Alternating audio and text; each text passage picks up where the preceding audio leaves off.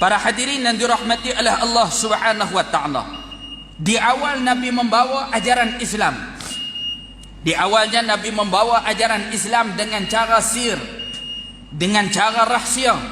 Namun hanya beberapa orang sahaja yang menerima ajaran yang dibawa oleh baginda Nabi sallallahu alaihi wasallam.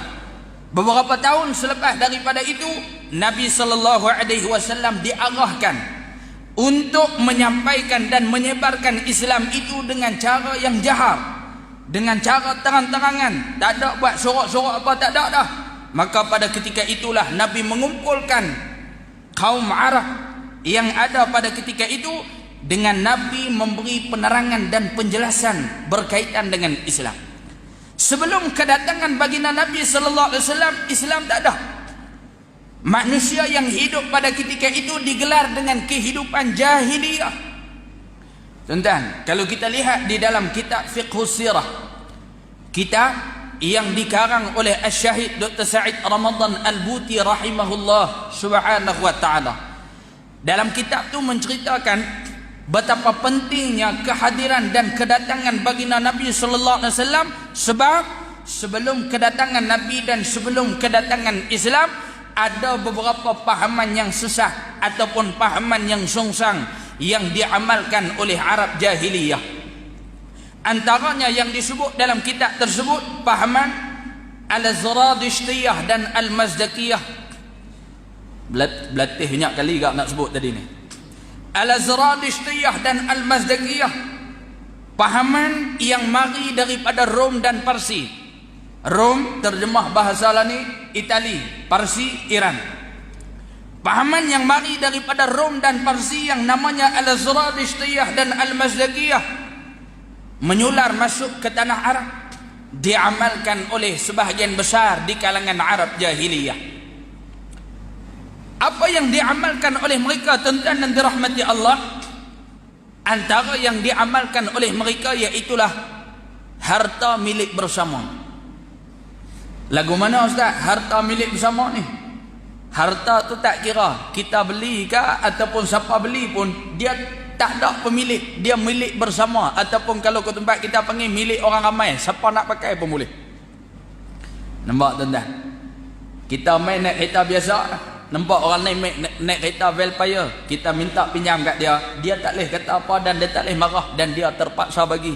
Oh, dia kata seronok sana, seronok kita minta hak depa kalau depa minta hak kita. Nampak? Ni yang diamalkan oleh mereka. Datangnya Islam, Nabi cuba banteraskan pahaman-pahaman yang disebut tadi ni, sehinggalah Islam menetapkan hukum hakam berkaitan dengan pemilikan harta ini. Lagu mana nak jadi milik kita? Bila harta tu dah jadi milik kita, orang lain tak boleh buat naya dengan harta yang menjadi milik kita. Tapi dengan sebab kita hidup di zaman yang jauh dengan Nabi, saki-baki pahaman tu ada sikit lagi yang diamalkan oleh sebahagian di kalangan umat Nabi sallallahu alaihi wasallam. Dia pergi menoreh getah, bahasa kampung kata, bahasa kampung saya kata gi motong lah. Dia pergi menoreh getah. Pokok getah dia ada lebih kurang 300 pokok. Waktu getah mahal dulu syok lah dia. Mai getah murah ni, hasil yang dia dapat tu tak mampu untuk bayar yuran anak sekolah ni.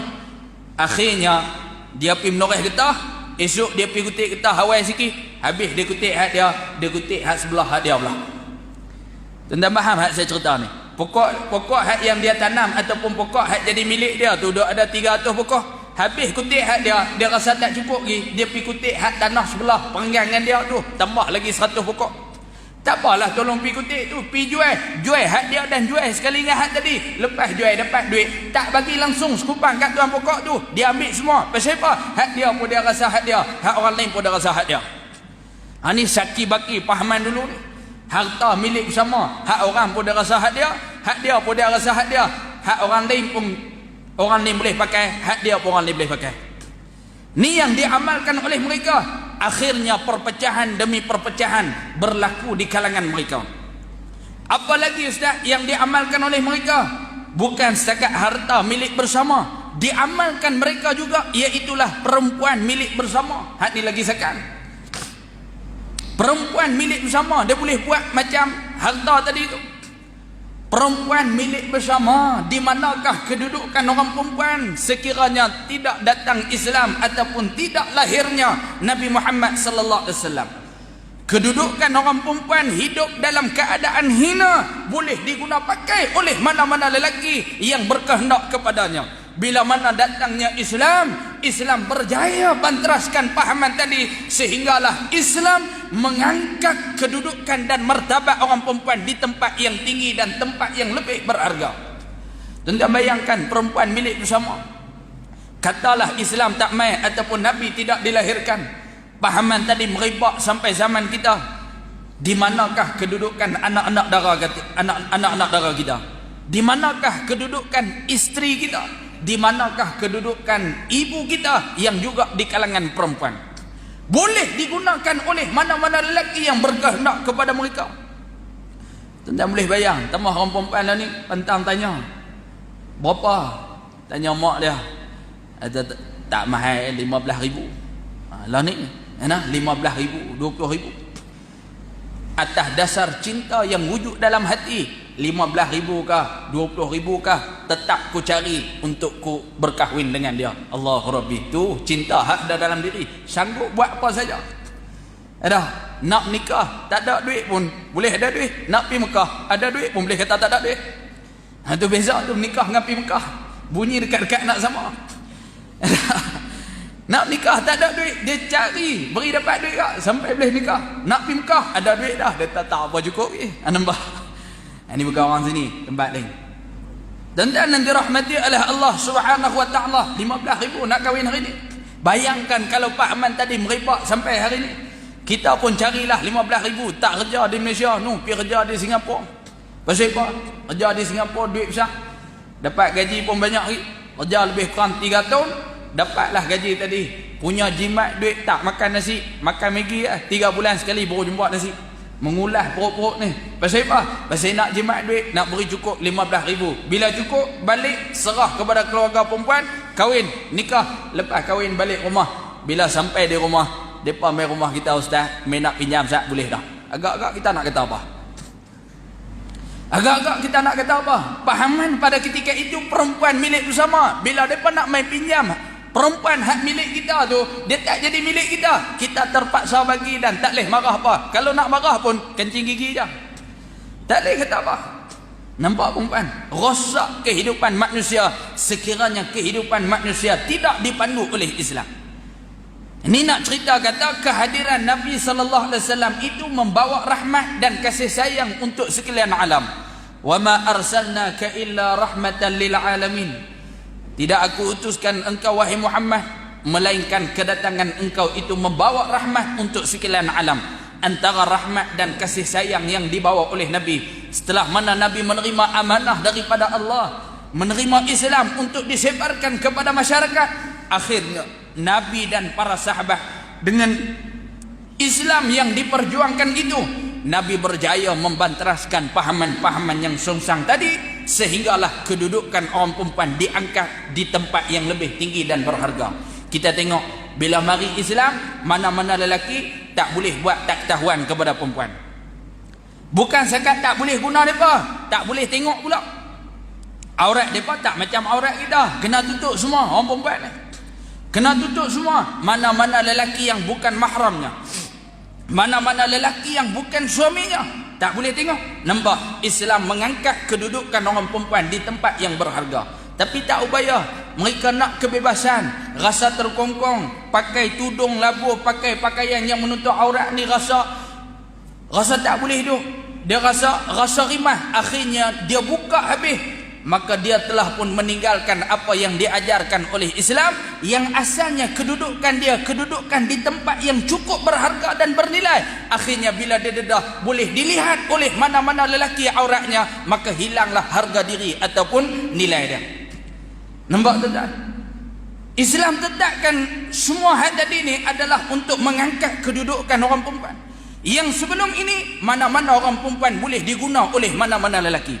Sebab itulah kita lihat dalam kitab-kitab sejarah sebelum ni, di zaman jahiliyah, mana-mana ibu ataupun perempuan yang mengandung, mereka tunggu bila perempuan ni nak salin. Bila mana dah salin, mereka akan picit tengok anak yang dilahirkan tadi adakah anak lelaki ataupun anak perempuan.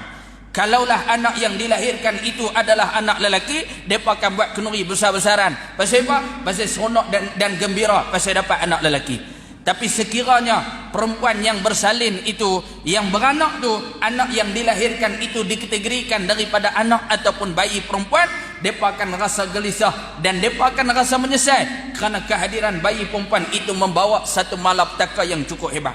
Malapetaka ni bahasa kampung saya kata sial, ataupun sini kata sial. Pasal apa sial? Bila mana bayi perempuan tadi dibesarkan, mana-mana lelaki pun boleh guna mereka.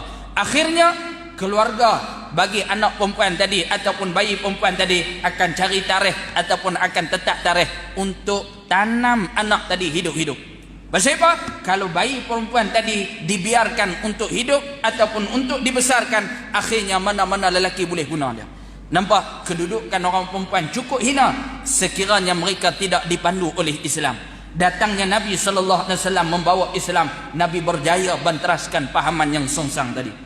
Antaranya lagi tuan-tuan yang dirahmati oleh Allah, ni nak cerita jasa Nabi ni. Antaranya lagi tuan-tuan yang dirahmati Allah, diamalkan lagi oleh pahaman yang kita sebut tadi, iaitulah anak lelaki boleh nikah dengan mak sendiri, anak dara boleh nikah dengan ayah sendiri. Jijik dengar? Ya, walaupun jijik dengar, inilah yang diamalkan oleh mereka. Mula-mula pi pasar malam, pi pasar malam dah anak dara dia panggil ayah lah. Ayah nak mainan, waktu tu kecil, ayah pun beli. Mai minggu depan pasar malam pi pula, ayah nak burger, ayah dia pun beli. Pasal apa? Anak dia minta.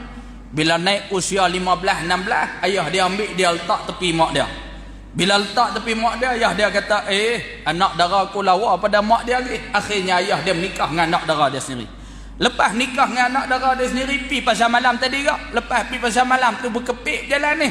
Bila nak beli apa-apa, anak dara dia tadi cakap kat ayah dia, ayah dah geli kita dengar. Inilah yang diamalkan oleh mereka. Allahu Rabbi, rosak kehidupan manusia sekiranya kehidupan mereka tidak dipandu oleh Islam.